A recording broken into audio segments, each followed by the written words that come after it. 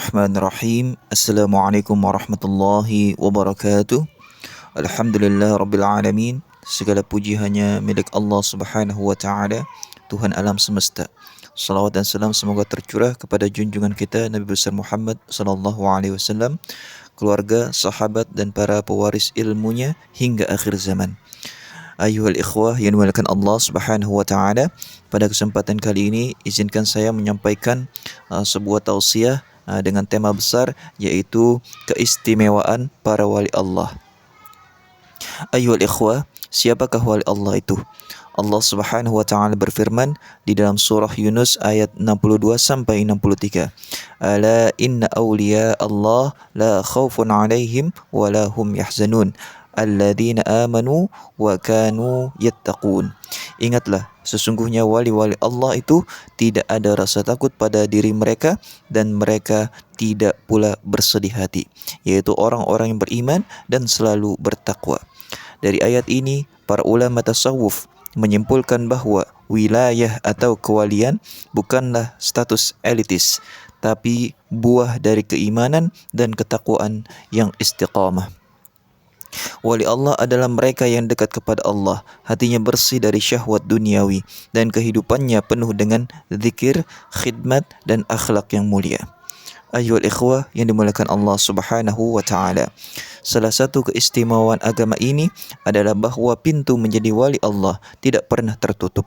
Dalam Tabaqatul Awliya karya Imam Asy-Sya'rani disebutkan, kullu man lazamat taqwa fahuwa waliyun lillahi walau kana amiyan. Siapapun yang menjaga ketakwaan, maka dia adalah wali Allah walaupun orang awam sekalipun. Artinya, tidak ada monopoli di dalam wilayah. Siapa saja yang bersungguh-sungguh di dalam ibadah, zuhud terhadap dunia, dan konsisten dalam syariah, maka Allah bisa memilihnya menjadi walinya. Ayyuhal ikhwah, macam-macam wali menurut ahli tasawuf. Di dalam kitab-kitab tasawuf klasik seperti Al-Yawaqid wal Jawahir oleh Imam Asy-Sya'rani dan Tanwirul Qulub oleh Imam Al-Karami, para wali dibagi dalam beberapa tingkatan antara lain. Yang pertama adalah Al-Abrar, para wali yang istiqamah di dalam ibadah dan menjauhi dosa. Yang kedua adalah Al-Muqarrabun, wali-wali yang memiliki kedekatan spiritual tinggi, yaitu disibukkan dengan muraqabah kepada Allah Subhanahu wa Ta'ala. Yang ketiga adalah Al-Autad, pilar-pilar bumi yang menjaga keseimbangan wilayah tertentu. Yang keempat adalah Al-Abdal, wali-wali pengganti, jika satu meninggal digantikan yang lain.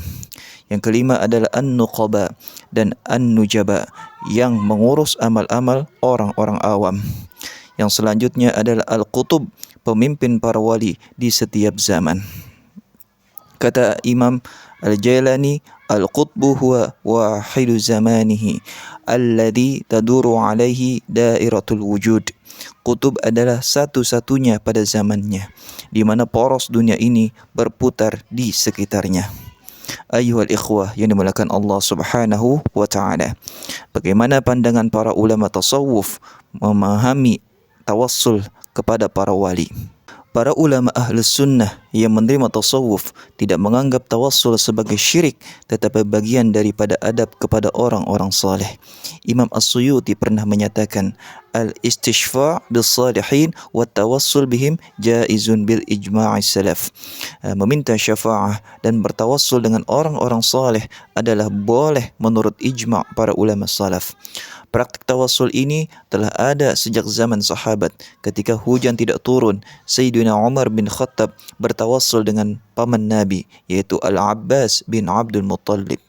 Dalam tarakat, bertawassul dilakukan dengan doa seperti Allahumma bijahi abdika salih fulan farrij anni ma ana fi.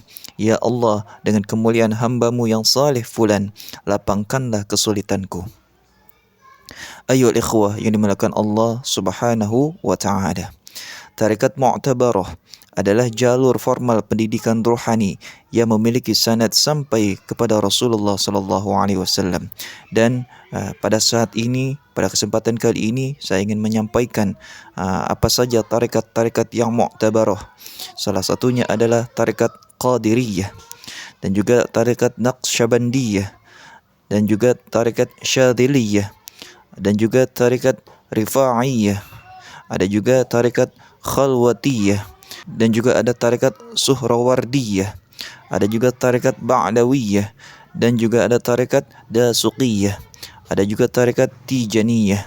Imam Al-Haddad pernah berkata, wa kullu tariqatin laha imamun yuqtada bih wa kulluhum 'ala tariqatil Muhammadiyah. Setiap tarekat memiliki imam yang diikuti dan semuanya berada di atas jalan kenabian Muhammad sallallahu alaihi wasallam. Tarekat-tarekat ini memiliki misi utama, yaitu tazkiyatun nafas, penyucian jiwa, ma'rifatullah, mengenal Allah, dan menyempurnakan akhlak. Ayyuhal ikhwah yang dimuliakan Allah Subhanahu wa taala. Lantas bagaimana daftar para kutub di dalam sejarah?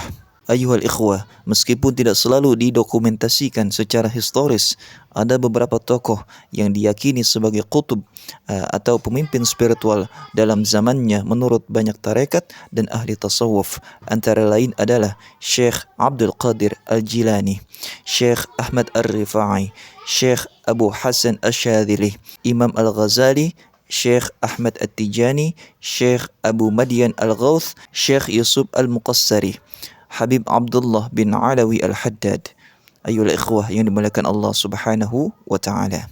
Menjadi wali Allah bukanlah status sosial, melainkan maqam spiritual. Para wali Allah bukan makhluk yang suci, yang bebas daripada dosa, tapi hamba-hambanya yang jujur dalam cinta dan takut kepada Allah. Kita tidak perlu mencari karamah, cukup mencari istiqamah. Jika Allah menghendaki, bahkan kita pun bisa menjadi wali Allah Subhanahu wa taala. Mari kita hidupkan cinta kepada para wali, hormati ajaran mereka, dan jangan mudah memvonis sesat. Karena man tasawwafa wa lam yatafaqqah faqad tazandaq, wa man tafaqqaha wa lam yatasawwaf faqad tafassaqa, wa man jama'a bainahuma faqad tahaqqaqa. Barang siapa yang bertasawuf tanpa ilmu fikih, maka dia telah zindiq. Dan siapa yang belajar fikih tanpa tasawuf, maka dia akan menjadi fasik. Dan siapa yang menggabungkan keduanya, maka ia telah benar adanya. Semoga kita termasuk hamba-hambanya yang mendapat limpahan barakah dari para wali Allah dan diberi taufik untuk menapaki jejak mereka. Hadanallahu wa iyyakum ajma'in. Wassalamualaikum warahmatullahi wabarakatuh.